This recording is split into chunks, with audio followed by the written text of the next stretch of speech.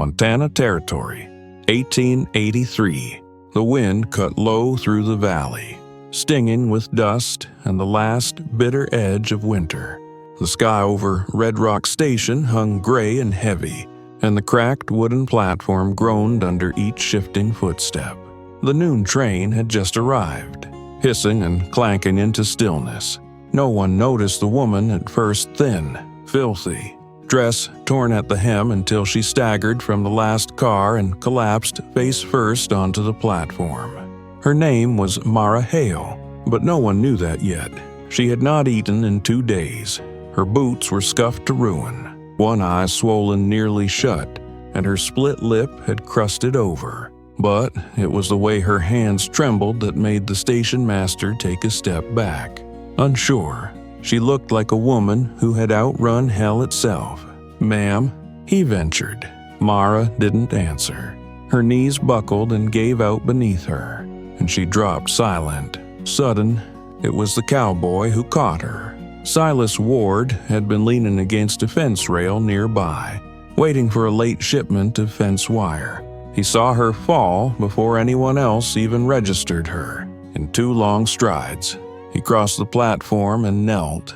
Without hesitation, he slid one arm beneath her back and the other behind her legs, lifting her like she weighed nothing. Her head slumped against his chest, breath shallow, skin ghost pale beneath dirt and bruises. But she was alive. "Where's the doctor?" Silas barked over his shoulder. "Town's 4 miles out," the station master stammered. "Closest dock's in Ridge Hollow. I'll take her." Silas didn't wait for permission. He carried her straight to his buckskin mare, nestled her carefully in front of the saddle, then swung up behind. Without another word, he rode hard toward town.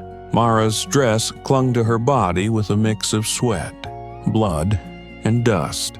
Her wrists were marked deep, dark bruises that told a story no one had dared ask her to speak aloud. She was far too thin, her frame feather light against him. She stirred once on the ride, just enough to flinch when his arm shifted near her ribs. "Easy," he murmured. "You're safe now." For a second, her eyes opened, wide, wild. She looked at him. Really looked, and then slipped back into whatever darkness she had retreated to in order to survive. They reached Dr. Keller's clinic by dusk. The old physician took one glance and waved Silas through the door. "Put her on the cot," he said. "I'll get what I need." Silas laid her down gently. He brushed a matted strand of hair from her cheek, then stepped back. But he didn't leave. He stood by the door, arms crossed, jaw tight, watching. It took hours. When the doctor finally stepped out, his hands stained with liniment and effort, he gave a slow nod. "She'll live," he said, "but she needs rest, food, time."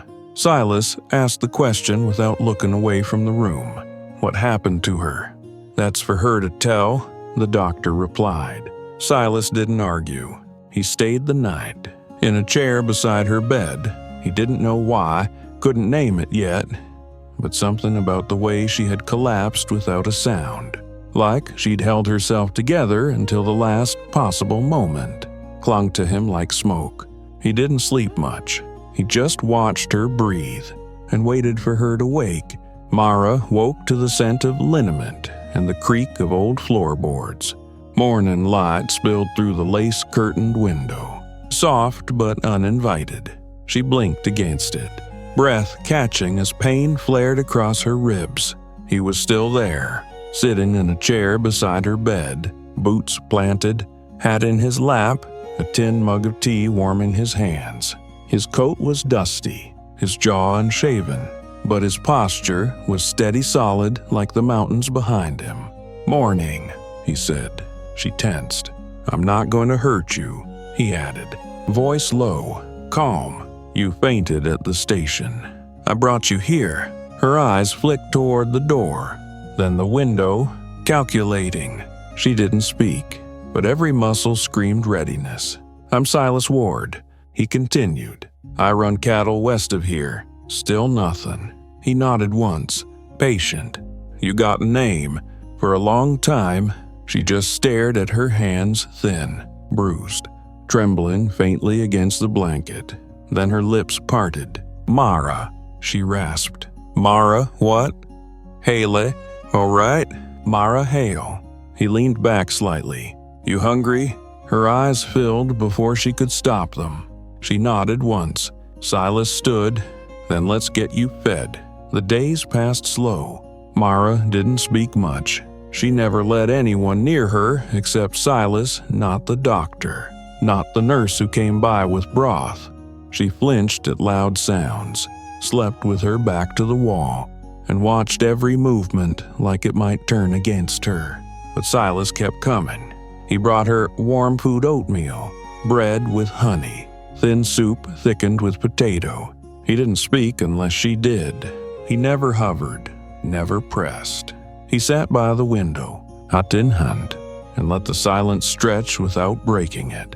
He was just there, steady, present, like the land outside quiet, immovable, real. On the third morning, she surprised them both. "Thank you," she whispered, barely audible over the clink of spoon against bowl. Silas looked over. "You don't owe me anything. I didn't think anyone would help me," she said, still not meeting his eyes. He didn't ask what she had run from, not yet, but the bruises on her arms had begun to fade. She sat up straighter now. Her eyes had color again, and it was on the 5th day that her voice cracked open. "I had 2 children," she said suddenly, while stirring tea she hadn't touched. "Willa and Weston, 5 and 7. Silas sat still. "A man took them from me," she continued. Glassy-eyed, said I was unfit, that he had money. I had nothing. "Who was he?" Silas asked. "My husband. Used to be. He hit me until I couldn't see straight. Then told the court I was unstable. I tried to take the kids and run. He found me. I barely made it to the train." She looked down, voice breaking. "I don't even know where they are." Silas clenched his fists. "Did you tell the sheriff?" She shook her head. "He has money. Friends. They don't believe women like me." He looked at her for a long moment. "You're not alone anymore, Mara." She blinked fast. "Why do you care?" He stood, walked to the window, stared out across the street. "Because I saw the way you dropped at that station, like you'd carried the whole world on your back and no one noticed." He turned, voice steady. "No one should have to live like that." She was quiet a long time. Then, voice like paper. "I don't want to hide anymore." He met her gaze. "Then don't." Her chin trembled. "What if he finds me again?" Silas's voice was low. Let him try. And Mara, just for a moment, believed him. Days turned to weeks. Mara moved into a small room over the feed store, trading her labor for the space. She swept the floors each morning, wiped the counters, and kept to herself. But she no longer slept with her back to the door, no longer startled at every footstep in the hall. Silas came by often, never with fanfare, never asking for anything. Some mornings, he brought apples from the orchard west of town. Other days, a folded newspaper or a fresh tin of tea. Once, he set a small jar of salve on her windowsill. She never asked where he got it. He never asked why she needed it. She still spoke little, but the quiet between them was different now.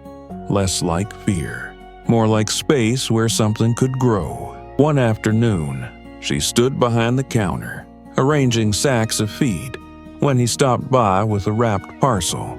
She raised an eyebrow. "Wary, don't look at me like that," he said, setting it down. "It's just bread."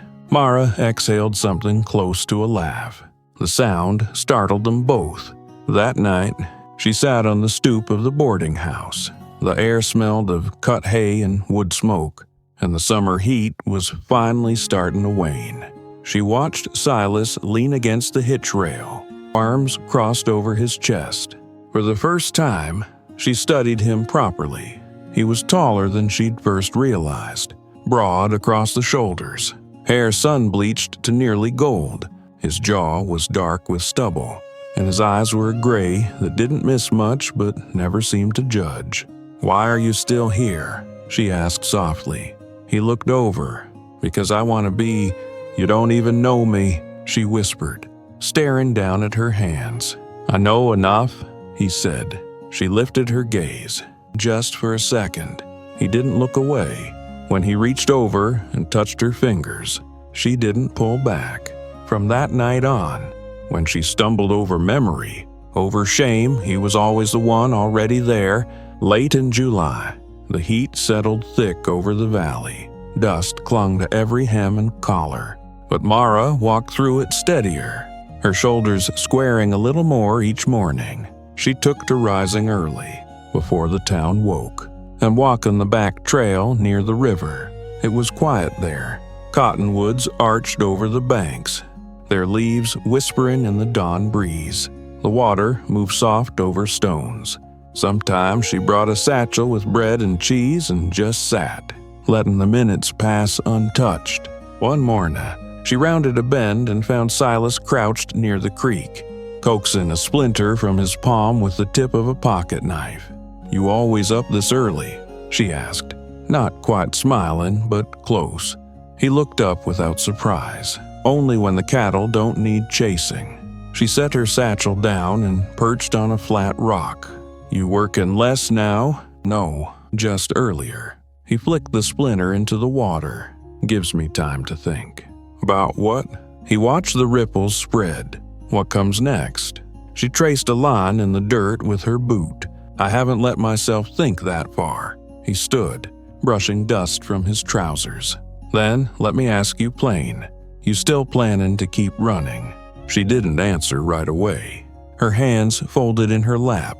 "I don't wanna," she said finally, "but I don't know what staying looks like." He sat beside her, close but not crowding. "It could look like a job at the school," he said. "They're short a woman to help the younger ones. Miss Cartwright mentioned it." She blinked. "She doesn't know me. She knows what you've done since you came here. That counts for something. I don't know anything about teaching. You know how to listen. That's more than most." Mara pulled her knees up to her chest. "What if I can't get my children back?" Silas's voice was low. "I don't have an answer for that, but I know you'll never stop trying." They sat like that until the sun crested the ridge. When she finally stood, she looked down at him, her chin lifted. "I'll go see Miss Cartwright." He nodded once, and when she walked back toward town, her steps were the steadiest he'd ever seen. By the end of the week, Mara had begun at the school. The children were wary at first, quiet, curious. They watched her with wide eyes and whispered questions to one another behind books and slates. But Mara had a way of kneeling to their level and waiting, not pushing, not filling the space with noise. She just was, and slowly, they came to trust her. On the second day, one of the girls left a pale blue ribbon on Mara's chair. She held it in her hand for a long time after the children left, thumb brushing the soft edge. That evening, as the sun melted gold across the rooftops, she sat with Silas outside the livery, shelling peas into a battered tin bowl. "I used to braid Willa's hair with ribbons like that," she said quietly. Silas didn't reply. He just offered her another handful of pods. Mara cracked one open slowly, then said, "I wrote the court in Kansas City, used a name they won't recognize." He glanced over. "You think they'll respond?" "I don't know, but if I don't ask, they never will." He nodded, kept working beside her in silence. "You ever think about what you'd do if you did get 'em back?" he asked after a while. She looked up at the sky, where the first stars had begun to show. "I'd find a place with trees, something near water. Nothing big, just somewhere they could run and not be afraid." He turned to look at her then, and something passed between them, unspoken but certain. "I know a place like that," he said. "It's got an old barn, a stream behind it, Land's been sitting quiet since Old Man Rourke passed. Mara turned toward him. Why are you telling me this? Because I've been thinking about what comes next. 2. The silence stretched again. Not heavy, just full. Later that night, she stood on the porch of the boarding house as Silas saddled his mare. He paused before mounting, resting one hand on the pommel. "I'll be back tomorrow," he said. She hesitated, then reached out, her fingers brushing the edge of his sleeve. "I'm glad you stayed." He didn't move for a long moment. Then, voice soft, "So am I." She let her hand fall as he rode off into the dark. Back in her room, she unfolded the letter she had written, creased from being read and refolded too many times. She stared at the last line, the one she hadn't dared write until now. This time, she picked up the pencil, added it. Then she folded the letter once more, slipped on her boots, and walked it to the post office herself. By late July, the heat had browned the valley grass and slowed the river to a lazy crawl. Mara still walked the bank some mornings, but now she was not always alone. Children from the school had taken to trailing behind her, half curious, half attached. She let them, never chased them off, said little, but they followed anyway. Silence, she'd learned, could be a kind of welcome. One afternoon, she found Silas in the supply yard behind the blacksmith shop, stripping rust from an old gate hinge. "I got a letter," she said, her voice even. He looked up, wiping sweat from his brow. "From Kansas," she nodded. "They forwarded my petition to the county clerk. I have to appear in person if I want any claim considered." He didn't speak right away. When, 2 weeks, she stepped forward, nodding toward the gate. "You fixin' that for Harlan?" Wasn't going to wait for him to do it. She crouched beside him, picked up the sanded cloth, and started working on the second hinge. "I'll need someone to ride with me," she said after a moment. He didn't answer immediately. His eyes fell to her hands, steady now, healed, though faint bruises still lingered under the surface. "You sure you want to walk back into that place?" "I don't wanna," she replied, glancing at him. "But I can't leave them in his house, not now that I'm stronger." He folded his legs under him, their knees nearly touching as they worked side by side. "Then I'll come." She didn't thank him. She didn't need to, and Silas didn't ask for anything more. The next morning, Mara borrowed a ledger from the schoolhouse and sat at the table by the window, copying legal terms, court instructions, and names she remembered from the custody hearing. Her handwriting was slow but precise, the pages filling inch by inch with the weight of what she had survived and what she was preparing to face again.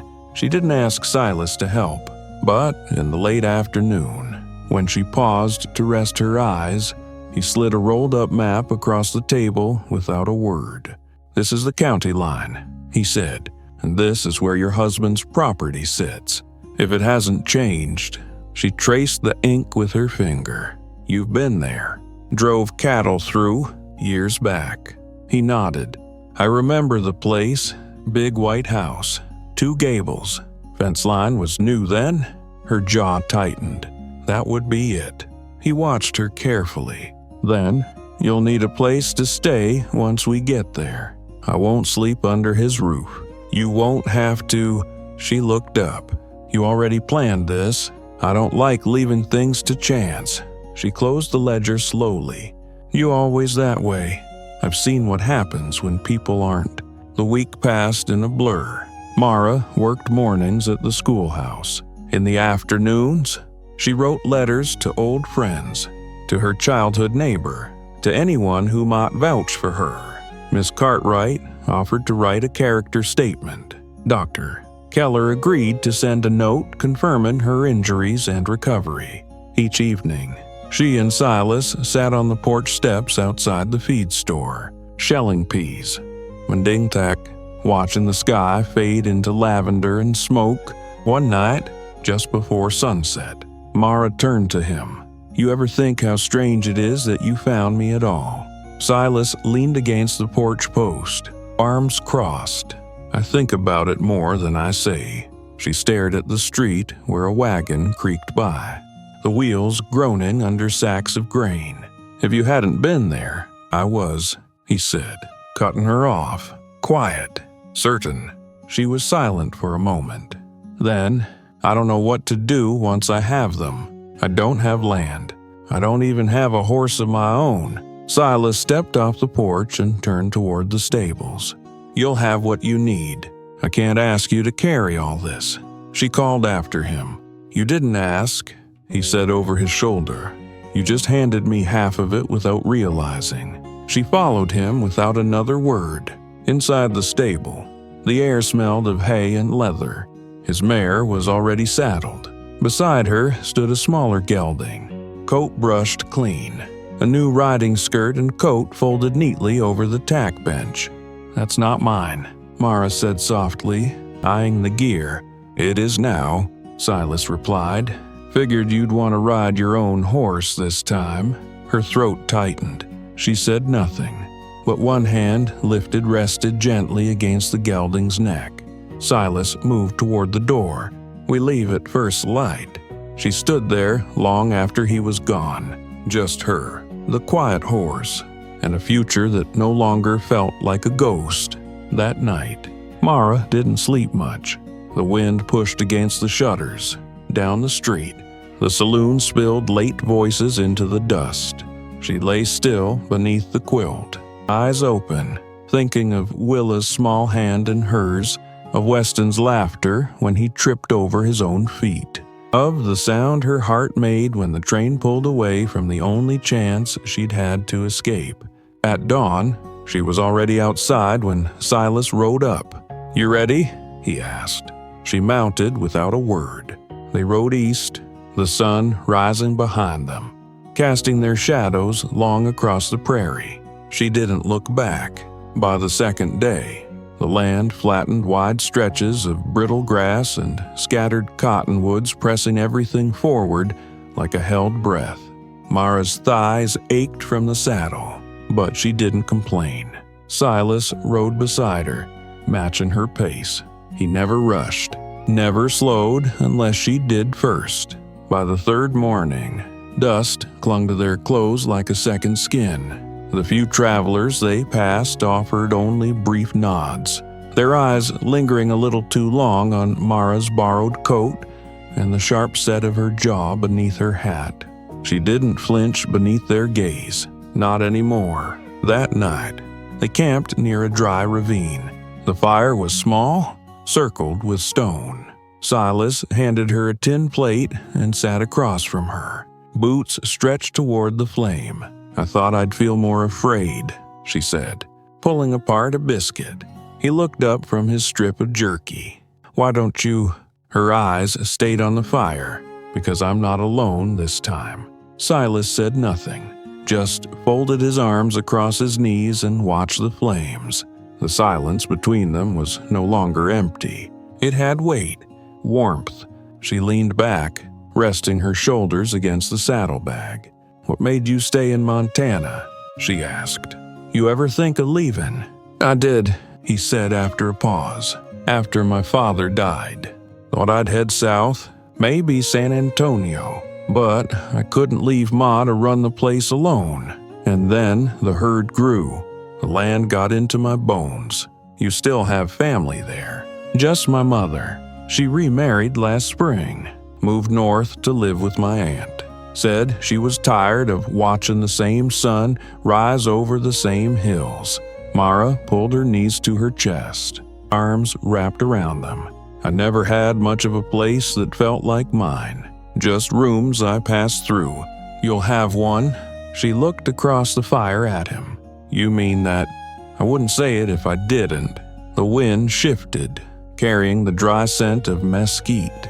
Mara watched him for a long moment, and reached into her saddlebag. She pulled out a folded cloth and passed it to him without a word. Silas opened it carefully. Inside was a faded ribbon, once pink, now nearly white. "She wore that the day I took them. Mara said. "Dropped it in the wagon. I didn't even know I still had it." Silas held it gently, then folded it again, slow and sure, and handed it back. "You'll put it in her hair again." Mara didn't answer. She just tucked it away close to her chest and lay back under the stars. They reached Kansas City 2 days later. The town had swelled since Mara had last seen it wood. Brick, steam, and sound. Wagons groaned under the weight of freight. Train whistles pierced the haze. The smell of coal and river silt clung to the streets. Mara kept her hat low and her coat buttoned tight. She walked beside Silas, not touching, but close. Her shoulders stayed squared. She did not tremble. The boarding house sat near the edge of the warehouse district, a narrow 2-story with thin curtains and a porch half painted in flakes of white.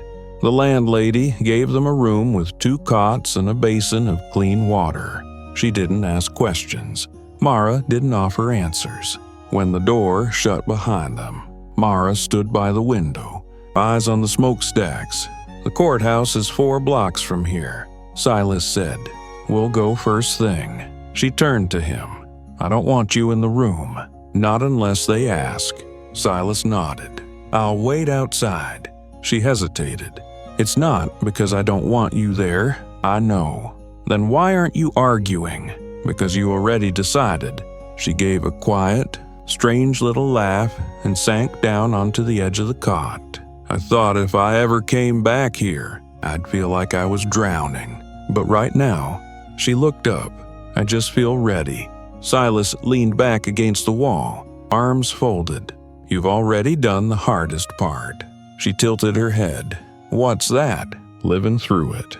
The next morning, Mara tied her hair back tighter. Her riding skirt was the same, but something about her felt different, firmer at the edges. She didn't speak as they walked to the courthouse. He waited on the steps while she climbed them alone, hands still, spine straight.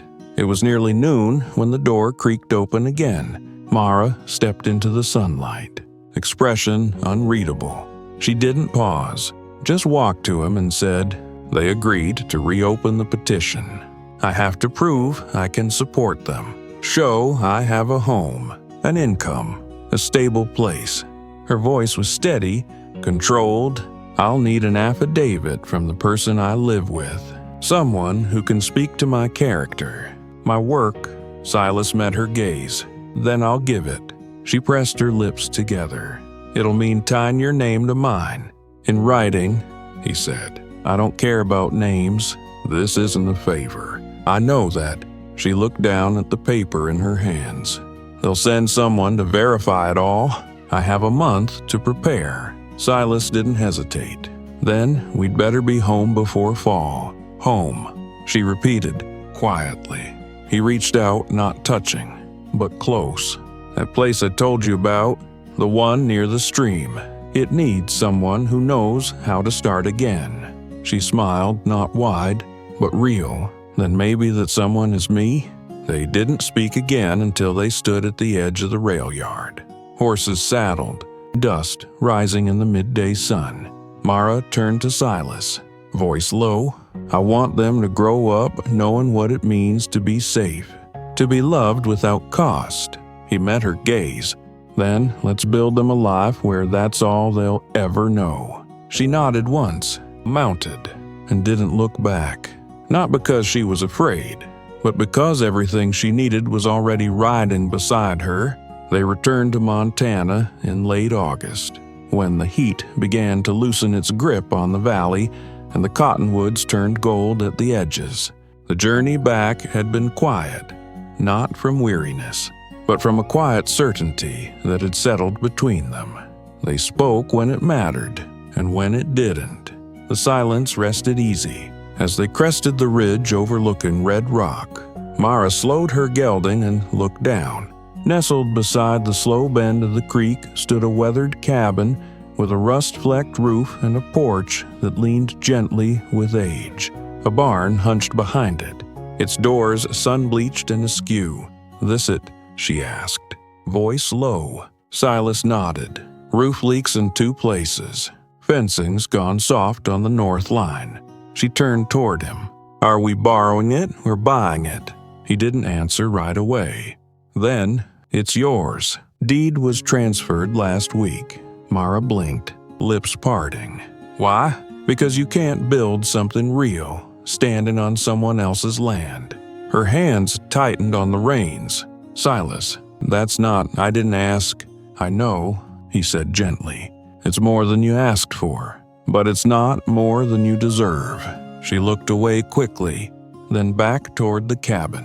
I don't know how to repay something like that. You don't, he said. You just live in it. The days that followed were filled with work not frantic, but constant. Mara sanded the porch boards with her sleeves rolled high, dust clinging to her forearms.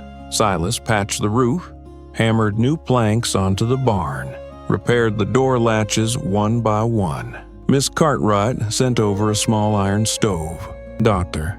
Keller rode out with a parcel of dried herbs and a worn quilt his sister had left behind. No one said much, but the help came steady, quiet, generous. Each evening, Mara and Silas sat on the front steps as the light faded from the ridge. Some nights they talked about the day's repairs, the coming frost, a better way to set fence posts. Other nights, they said nothing at all, but he always handed her a cup of hot chicory, and she always drank it slow, their fingers brushing when she passed it back. One afternoon, just before the first frost, a letter arrived. Mara stood beneath the eaves with the envelope in her hand. Thumb pressed to the seal, Silas stepped down from the ladder, wiping sawdust from his palms. Is it from Kansas? He asked. She nodded once, then broke the seal with a breath held too long. Her eyes scanned the page. Her mouth tightened, then softened. When she looked up, her voice was calm. The court ruled in my favor. The children are being escorted by a matron. They'll arrive next week. Silas didn't ask if she was ready. He only said, we'll ride to meet them. The train pulled in under a sky heavy with gray. Mara stood stiff beside Silas, gloves clutched in one hand, the other pressed flat against her ribs. She didn't speak, didn't move, not even when the door opened. A thin woman stepped down from the rail car, one hand resting gently on the shoulders of the 2 children in front of her. Willa looked smaller than Mara remembered. Her hair had been cut short. A patch had been sewn into the hem of her dress. Weston clung to the matron's skirt, eyes wide and uncertain. For a heartbeat, Mara didn't breathe. Then Willa's gaze lifted and met hers. One blink, one ragged breath. Mama. The gloves fell from Mara's hand as her knees hit the platform. Her arms opened. Willa ran first, face crumpling as she threw herself into her mother's chest. Weston followed a moment later, stumbling into the circle of her arms. Mara held them close, one hand tangled in Willa's hair, the other around Weston's shoulders. Her own shoulders shook, but her voice was steady. I'm here, she whispered. I'm here, I'm here. The matron stepped back with a nod toward Silas. He tipped his hat in quiet thanks. They rode home in a borrowed wagon. Willa sat pressed against Mara's side, her head tucked beneath her mother's chin. Weston dozed in Mara's lap, one hand curled into her shawl. At the cabin, Silas lifted Weston carefully into his arms and carried him inside. Mara followed, guiding Willa by the hand, showing her the small bed, the folded quilt, the light that fell warm in the far corner of the room. That night, she tucked them in and kissed their foreheads with a hand that did not shake. Then she stepped onto the porch. Silas stood waiting, arms folded, eyes on the stars. She stopped in front of him. I don't know how to name what you've given me. He looked at her, the lantern light catching the quiet lines of his face. Don't name it, he said. Just live it. She reached for his hand. I want you to stay. He didn't smile, didn't blink. I was hoping you'd say that. She leaned forward, forehead resting gently against his. "I don't just want a roof or a fence that holds. I want you beside me when I wake. I want something that doesn't fade when the hard seasons come." His thumb brushed her cheekbone. "Then that's what we'll build." They didn't kiss right away. They just stood there, close, warm, unshaken. And when she finally rose on her toes and touched her mouth to his, it wasn't new. It was already home. The morning after the first snow, Mara woke before dawn. The world beyond the window was blanketed in white, the sky pale and clean. She rose quietly, careful not to wake the children. Willa was curled under the quilt, her breath soft and even. Weston lay sprawled beside her, one small hand still clutching the edge of Mara's shawl. She slipped on her boots and stepped out onto the porch. Frost clung to the railings, glittering in the half-light. She drew her coat tighter and watched the sun begin to rise over the ridge. A moment later, Willa padded out barefoot, her hair a tumble of sleep-warmed curls. She pressed close to Mara's side, her small body shivering. Mara wrapped both arms around her, resting her chin on the crown of her daughter's head. Inside, she heard Silas stirring the fire back to life. Weston's sleepy voice carried through the doorway, asking about breakfast. Mara smiled. When she turned back to the land stretched out before them, the creek running beneath its skin of ice, the cottonwoods standing bare but resolute, she realized she was no longer looking for escape routes, no longer scanning the horizon for danger. This place was theirs now, not borrowed, not promised, simply theirs. She pressed a kiss to Willa's hair, then guided her gently back inside. The cabin smelled of cedar smoke and something sweet rising in the iron pot on the stove. Weston sat at the table, rubbing his eyes. Silas crouched by the hearth, coaxing the flame higher. Mara crossed the room and rested a hand on Silas's shoulder. He looked up, and she didn't have to say anything he already knew. Later that day, she unpacked the last of her trunk. She smoothed the worn ribbon she had carried all this way and laid it across the shelf above the children's bed. That night, when the chores were done and the children were asleep, she stepped onto the porch again. Silas followed, closing the door behind him. Snow drifted down in slow, quiet spirals. The world felt hushed and expectant. Mara turned to face him. "I spent so long thinking I'd never have anything that lasted," she said. "Never have a place that didn't vanish when someone decided it should." Silas reached for her hand, warm even in the cold. "You have it now," she nodded, voice low. "And I have you." He didn't answer with words. He just pulled her closer until her head rested against his chest. His heartbeat was steady beneath her cheek.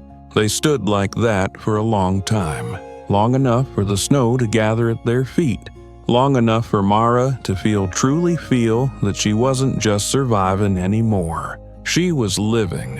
When they finally went back inside, the cabin glowed with lamplight and the quiet promise of 1,000 ordinary days ahead. And for the first time since she'd collapsed on that station platform, Mara knew that no matter what came next, she wouldn't face it alone.